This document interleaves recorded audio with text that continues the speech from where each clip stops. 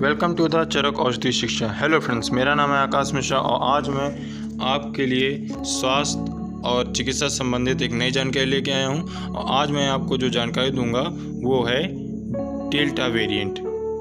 आज मैं आपको बताऊंगा कि डेल्टा वेरिएंट क्या है और कौन कौन से वेरिएंट प्रेजेंट टाइम पे वर्ल्ड में प्रेजेंट हैं और इनके नाम कैसे दिए जाते हैं इन वेरिएंट्स को। दोस्तों, जैसा कि यहाँ पे लिखा है, the World Health Organization describe the mutation of any disease into two term. जो वर्ल्ड हेल्थ ऑर्गेनाइजेशन है वो किसी भी डिजीज़ के म्यूटेशन को दो भागों में बांटती है। It is classified as the version of concern और द वर्जन ऑफ इंटरेस्ट। ये दो भागों में बांटता है। एक होता है मतलब जिसे बोल सकते हैं हम लोग रुचि के आधार पर, और दूसरा होता है चिंता का आधार पर। ठीक है, तो जो कंसर्न है, जो वर्जन ऑफ कंसर्न है, ये चिंता का आधार पे है, और जो वर्जन ऑफ इंटरेस्ट है ये रुचि के आधार पे है। Alpha, beta, gamma and delta variants belong to the variant of concern.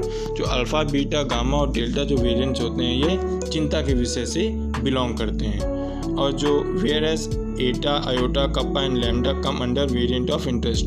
और उसी जगह एटा हो गया, आयोटा हो गया, कप्पा और लैम्डा जो हो गया, ये क्या करते हैं कि इंटरेस्ट यानी कि रुचि के विषय से बिलोंग करते हैं। दोस्तों, मैं आपको बताना चाहूँगा म्यूटेशन क्या होता है। म्यूटेशन क्या होता है? जब कोई भी जीवित चीज़, या फॉर एग्जांपल मान लीजिए कि जो वायरस है, ठीक है, तो जब वायरस अपने आसपास के माहौल के हिसाब से अपने आप को अपग्रेड करेगा, यानी इस काबिल करेगा कि वो अपने माहौल में रह ले, यानी अपने अंदर जो चेंजमेंट लाएगा जिसकी वजह से वो अपने आसपास के माहौल में रहने के लिए अपने आप को सुटेबल करेगा, वही चीज़ उसकी म्यूटेशन कहलाती है। ठीक है।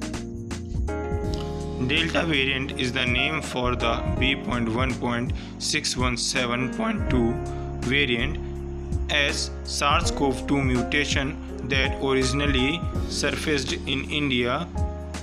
The first Delta case was identified in December 2020.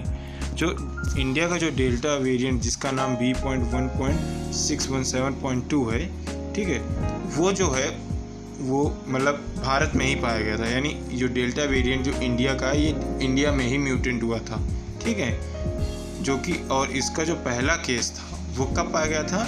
दिसंबर 2020 में पाया गया था। अब मैं आपको बताऊंगा कि कैसे जो WHO है वो किसी भी वेरिएंट का नाम रखती है ना, कैसे फिक्स करती है कि ये जो नाम है इस वेरिएंट का यही नाम होना चाहिए। तो जैसे यहाँ पे मैंने बताया है कि any variant is named after the place where that variant is found. किसी भी वेरिएंट का जो नाम होगा वो उस जगह के आधार पर रखा जाएगा कि जहाँ पे वो पाया गया है, क्योंकि हर जगह का जो मौसम, जो क्लाइमेट है वो अलग अलग है। तो वेरिएंट में जो म्यूटेशन भी आएगा वो भी अलग अलग तरीके से आएगा। ठीक है, मतलब जो भी वेरिएंट होगा, जो न्यू म्यूटेशन होगा, फॉर एग्जांपल जो कोरोना का जो वायरस है उसमें जो चेंजमेंट आई है वो जगह के हिसाब से आई होगी। ठीक है, for example the new version of corona found in America P.1 is named gamma version and the one found in UK B.1.1.7 is named alpha variant. B.1.351 become known as the beta variant South Africa version, and the Indian variant B.1.617 known as delta variant. ठीक है, तो जो अगर example देखें तो जो हमारा America में जो P.1 पाया गया था, जो कोरोना का जो नया वर्जन है, वेरिएंट पाया गया था, उसका नाम गामा है। उसी तरह जो यूके में पाया गया उसका नाम अल्फ़ा रखा गया, जो अफ्रीका में पाया गया उसका नाम बीटा रखा गया, और जो इंडिया में पाया गया तो उसका नाम डेल्टा रखा गया। अब इनका नाम अलग अलग इसलिए रखा गया है क्योंकि इन सारी जगहों का जो क्लाइमेट यानी जो मौसम है, जो आसपास का जो माहौल है वो चेंज है। ठीक है, अमेरिका में एक अलग मौसम है, या अलग क्लाइमेट है, या अलग माहौल है। ठीक है, एटमॉस्फेयर जिसे बोल सकते हैं। ठीक है, और जो साउथ अफ्रीका में वो अलग है। ठीक है, और जो यूके में है वहाँ पे अलग तरीके का है, अपने यहाँ पे अलग तरीके का माहौल है। तो हर जगह के माहौल के हिसाब से अलग अलग इनका नाम रखा गया है, जो कि WHO ने रखा है।